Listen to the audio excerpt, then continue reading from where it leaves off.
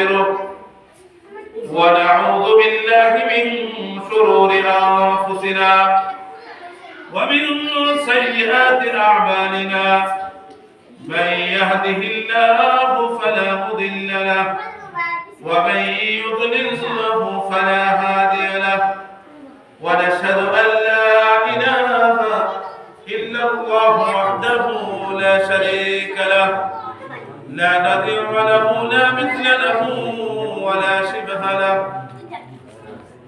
ونشهد أن سيدنا ومولانا محمدا عبده ورسوله أرسله بالحق بشيرا ونذيرا وداعيا إلى الله بإذنه وسراجا وقمرا منيرا أما بعد فأعوذ بالله من الشيطان الرجيم بسم الله الرحمن الرحيم قل إن كنتم تحبون الله فاتبعوني يحببكم الله ويغفر لكم ذنوبكم والله غفور رحيم وقال رسول الله صلى الله عليه وسلم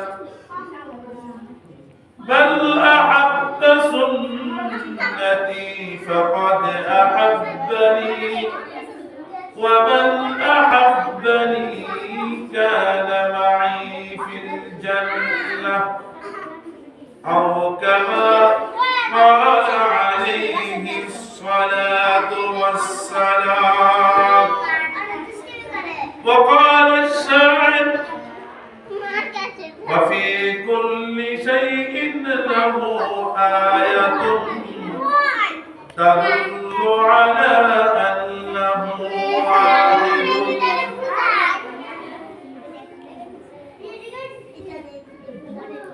حجر में शजर में तेरे रंग वो है আমরা সকলে রাসূলের শানে দুরূদ ইলাহি পাঠ করি اللهم صل على محمد وعلى آل محمد كما صليت على إبراهيم وعلى آل إبراهيم إنك حميد مجيد على محمد وعلى آل محمد সকলে পাঠ করি كما باركت على إبراهيم وعلى آل إبراهيم إنك حميد مجيد دین کی सूरज डूब रही है हम लोगों के सामने रोज़ महशर में क्या जवाब है मोहम्मद मुस्तफा के सामने बलगल उला बिकमालिही कशफत दुजा बिजमालिही हसनत जमीअ खिसालिही बलगल उला बिकमालिही कशफत दुजा बिजमालिही हसनत जमीअ खिसालिही सल्लु अलैहि व आलिहि আল্লাহ রাব্বুল আলামিনের দরবারে লাখো কোটি শুকরিয়া যে মহান রব্বুল আলামিন আমাদেরকে সুস্থ রেখে খতমে বুখারী ও দোয়া মাহফিলে উপস্থিত হওয়ার তৌফিক দান করেছেন। এজন্য আমরা সকলে কালিমাতুশ শুকর আদায় করি, সকলে বলি আলহামদুলিল্লাহ।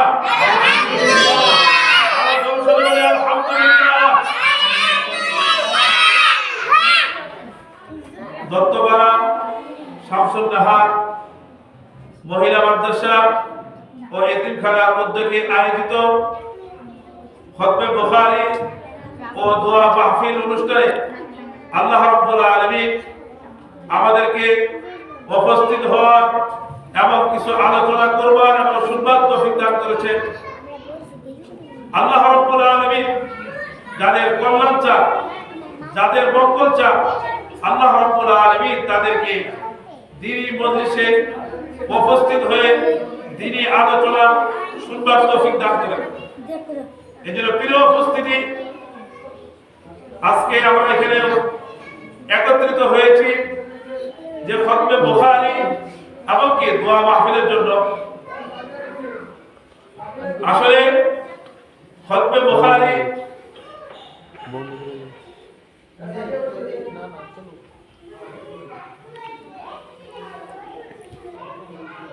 এটি একটি গুরুত্বপূর্ণ মাহফিল।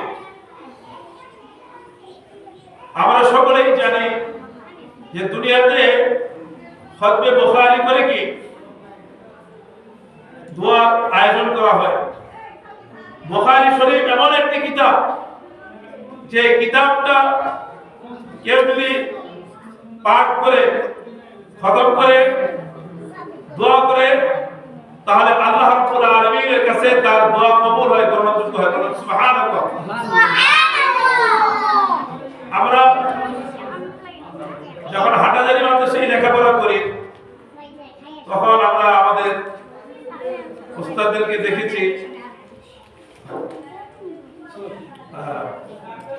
আমরা সকলে জোরে সোরে তাকবীর দিই, নারে তাকবীর। আজকে আমাদের দাওয়াতি মেহমান মুফতি আবু জাফর সাহেব দামাত বারাকাতুহুল আলিয়া তিনি আমাদের মাঝে উপস্থিত হয়েছেন এবং আমাদের আজকের মাহফিলের সম্মানিত মেহমান সভাপতি সাহেব সামনে চলে আসুন। ঠিক আছে, বসুন। তিনি রওনা দিয়েছেন হযরতুল আল্লাহ শাইখুল হাদিস আব্দুল কুদ্দুস দামাত বারাকাতুহুল আলিয়া। কিছুক্ষণের মধ্যে তিনি আমাদের মাঝে উপস্থিত হয়ে যাবেন। আজকের আমাদের দাওয়াতি মেহমান হযরতুল আল্লাহ মুফতি জাফর সাহেব দামাত বারাকাতুহুল আলিয়া তিনি এসে উপস্থিত হয়েছেন এবং আমাদের স্টেজে তিনি বসে আছেন। কিছুক্ষণের মধ্যে হযরতের আলোচনা শুরু হবে।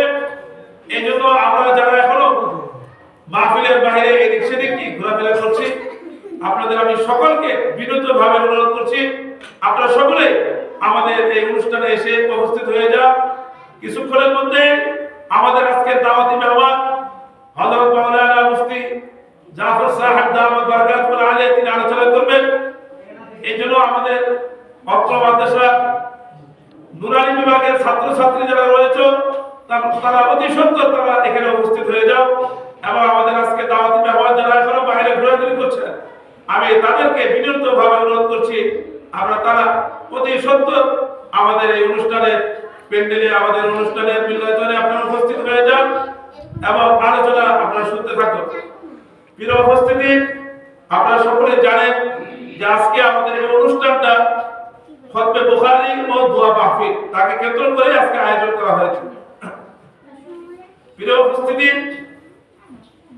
হযরত ইমাম বুখারী রাহমাতুল্লাহি আলাইহি এই বুখারী শরীফ তিনি এই কিতাবটাকে রচনা করেছেন।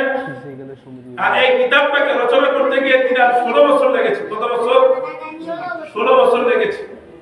অথচ হযরত ইমাম বুখারী রাহমাতুল্লাহি আলাইহি তিনি এমন ব্যক্তি ছিলেন যে তিনার 6 লক্ষ হাদিস মুখস্থ ছিল। কত লক্ষ? 6 লক্ষ হাদিস মুখস্থ ছিল।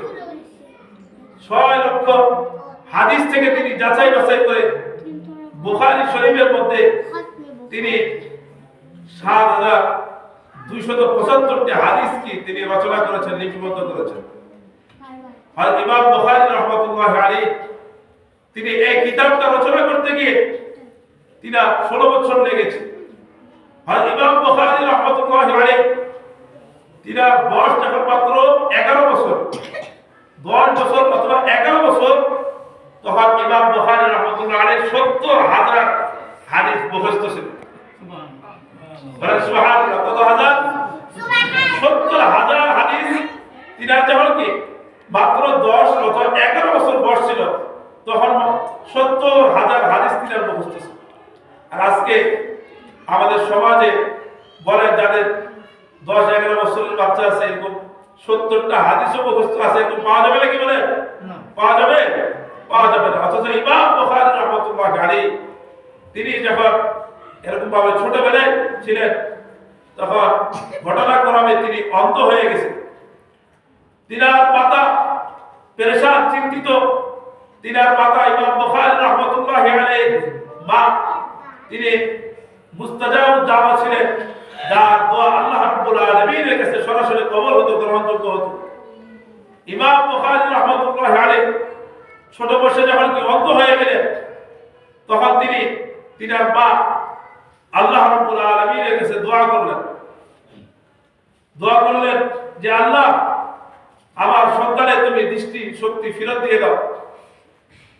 এরকম ভাবে ইমাম বুখারী রাহমাতুল্লাহি আলাইহির মাতা যখন কি দোয়া করতে থাকলেন পর্যায়ক্রমে এক সময় আল্লাহ রাব্বুল আলামিনের কাছে কি দোয়া কবুল হয়ে সুবহানাল্লাহ। আর ইমাম বুখারী রাহমাতুল্লাহি আলাইহির মাতা তিনি স্বপ্নে ইব্রাহিম আলাইহিস সালাতু ওয়াস সালামকে দেখলেন যে হযরত ইব্রাহিম আলাইহিস সালাতু ওয়াস সালাম তিনি এসেছেন, এসে তিনার মাকে বলছেন যে আল্লাহ রাব্বুল আলামিন তোমার সন্তানের দৃষ্টি শক্তিকে ফেরত দিয়েছেন, বলেন সুবহানাল্লাহ।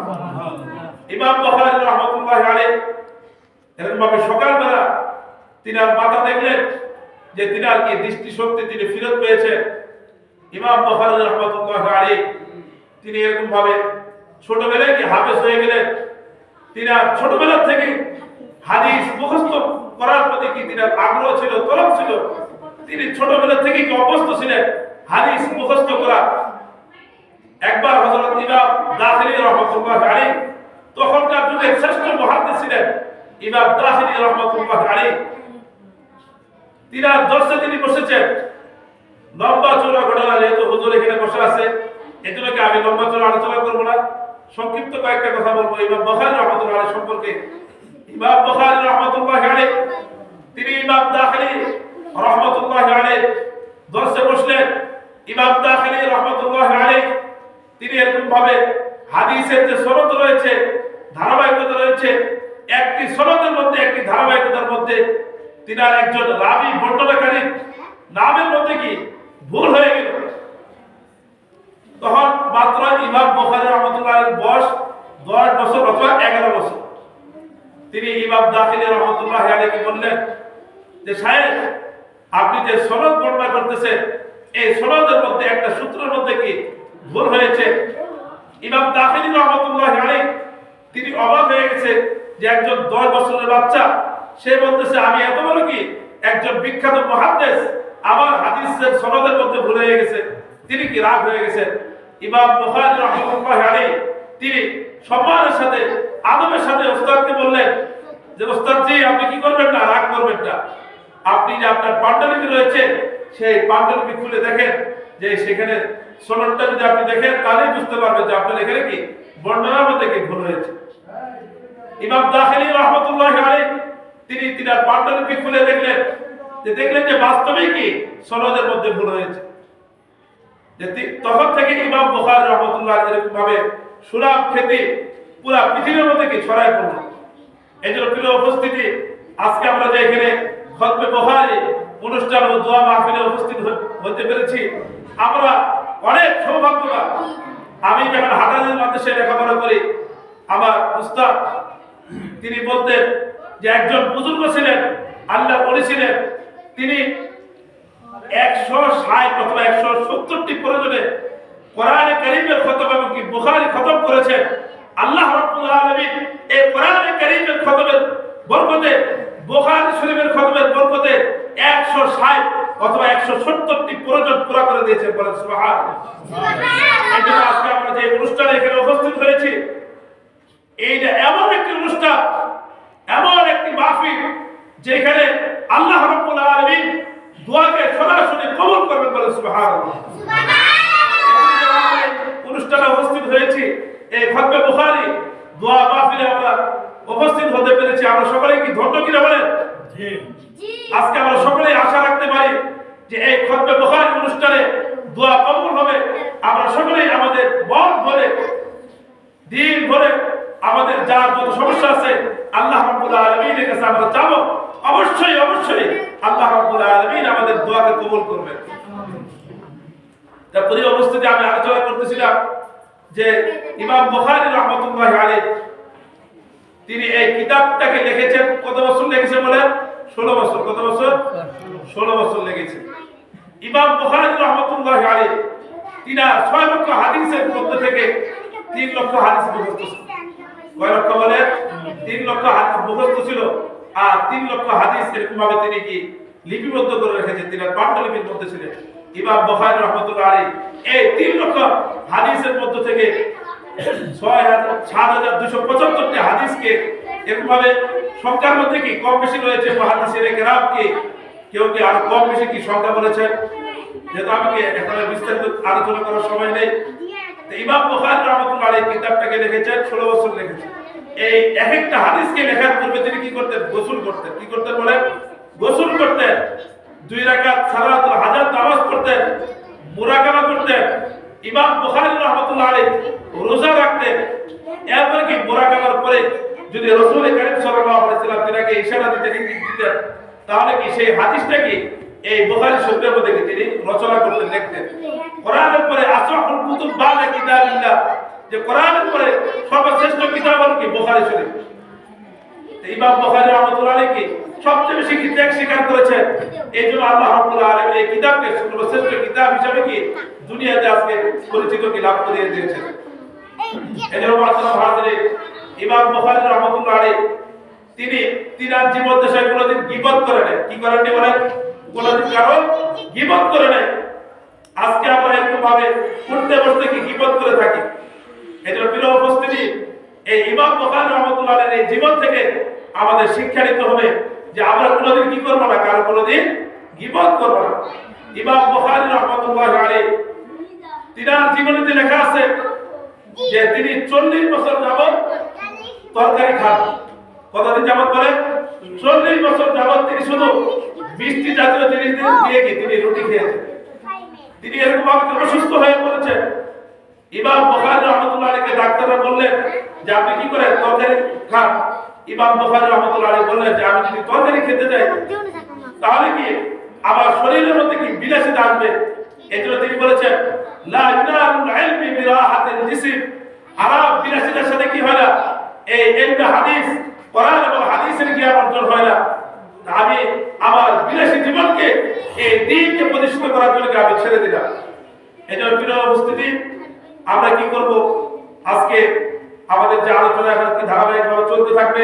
আসলে হুজুরকে বসায় রেখে এখানে কি আমি আর আলোচনা করতেও চাই না, এসব যেহেতু বেশি কি সময়ও নাই। এজন্য আমরা খতবে বুখারী যে মাহফিলের অনুষ্ঠান আমরা উপস্থিত হয়েছি। আমরা ইনশাআল্লাহ আমাদের আমন্ত্রিত যে মেহমান তারা রয়েছে তাদের মুখ থেকে আজকে আমরা গুরুত্বপূর্ণ আলোচনা ধারাবাহিকভাবে শুনতে থাকবো। আজকে আমি যতটুকু আলোচনা করলাম আল্লাহ রাব্বুল আলামিন ইমাম বুখারী রাহমাতুল্লাহি আলাইহি সেই জীবন থেকে কয়েকটি যে আমরা এরকমভাবে ঘটনা শুনলাম, সেই ঘটনা অনুযায়ী আমাদেরকে উপদেশ গ্রহণ করবার তৌফিক দান করুন। সকলে বলুন আমিন। আলহামদুলিল্লাহি রাব্বিল আলামিন।